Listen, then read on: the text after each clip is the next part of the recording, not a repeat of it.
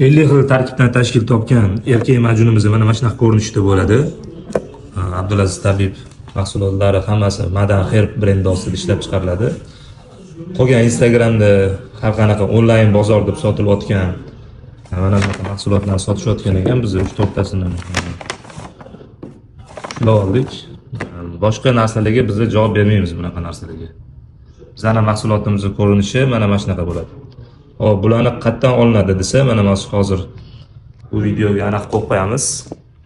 Instagram adresini va do'konlarimizdan olingan mahsulotlar original hisoblanadi. Bizning do'konimiz Chors tarafda, Gulobod mahallasida joylashgan, Dream House Novostroykasining tagida.